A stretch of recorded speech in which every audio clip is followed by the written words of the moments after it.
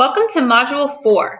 Today, this week, we are continuing our discussion of specific social media platforms and how marketers best use them to interact with and engage with customers.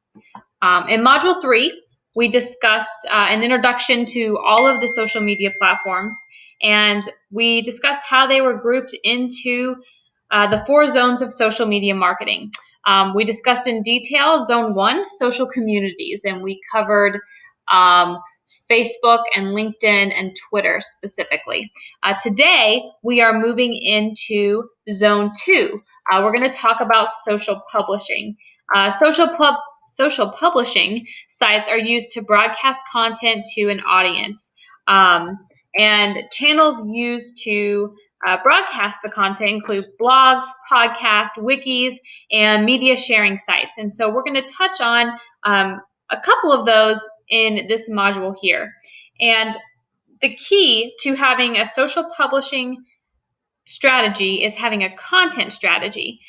Social publishing is used to provide useful information in hopes that people will find it, read it, trust it, and take an action.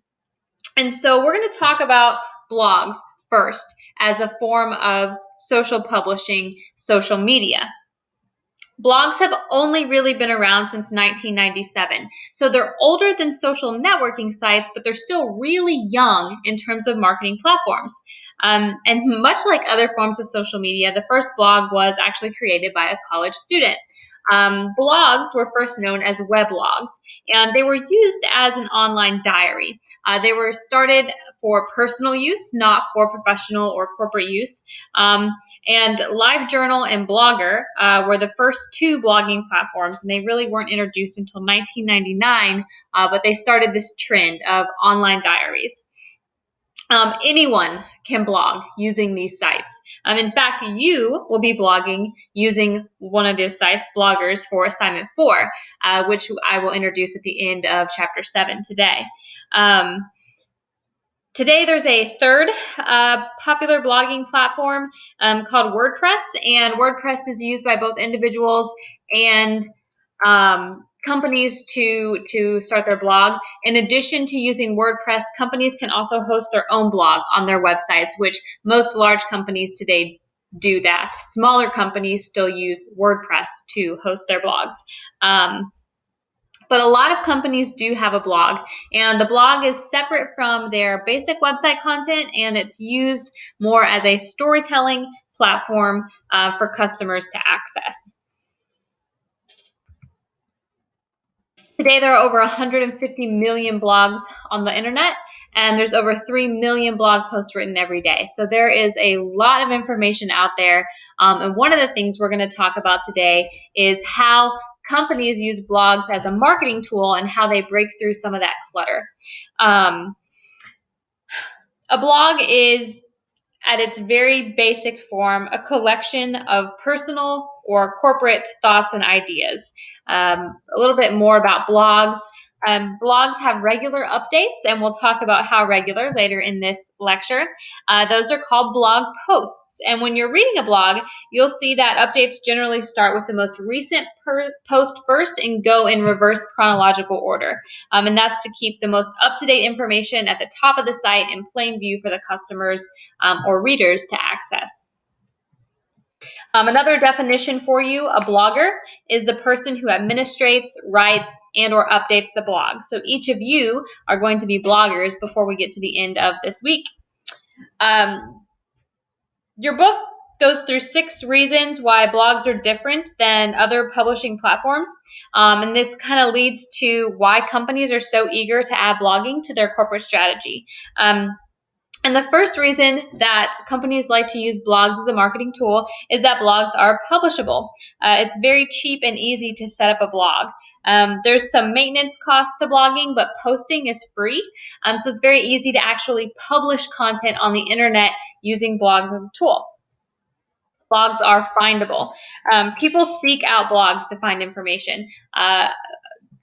something you can possibly discuss in discussion boards are some of the different blogs you follow and why you might use those blogs for information. But people can find blogs through search engines so long as the company is optimizing their posts. And we're not going to get into SEO in this course, but it is very simple to optimize your post to make sure that it's showing up in Google searches. Blogs are very social. Conversations can happen on blogs, and so we know that conversation is one of the key components of social media. Blogs allow people to comment and make connections over a common bond of a common subject. And so they're great for use in marketing because companies can help create bonds between customers or create bonds between themselves and customers as well.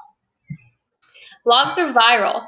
Blogs can spread information very, very fast. Especially when you're comparing that to other news services. So it used to be, and a company would send out a press release through the newswire with information. Today they're posting information on their blogs, and so the information is flowing very quickly at a very rapid rate to a wide number of people. In addition to being viral, blogs are syndicatable, and viewers can subscribe to blogs, and so that they can be notified about updates in real time. So with blogs, people don't even have to search for the information. It comes directly to them.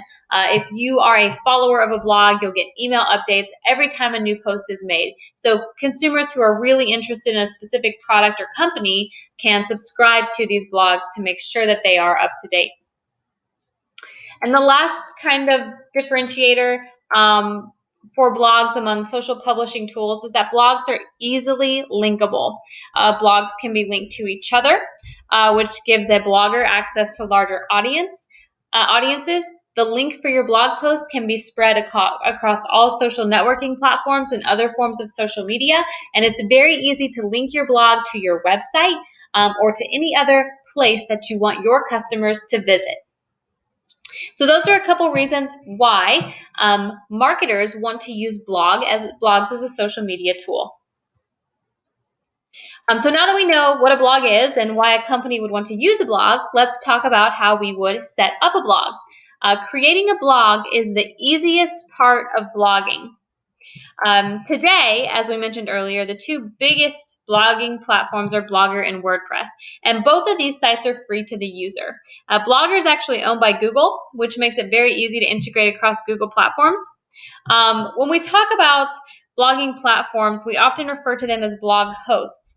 These websites like Blogger and WordPress are the blog hosts because their role is to host or store content for the person writing it. So we're going to talk about using a host to write your blog. When you use a host like Blogger or WordPress, one of the things that you are accepting is that you are going to have an identifier in your web address.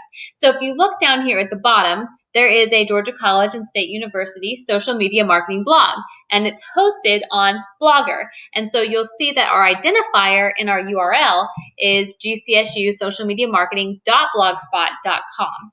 And so that host gets their name in the identifier. When you use a host, there are many, many benefits. Using a host comes with a lot of support for the blogger or the company who's hosting on that site.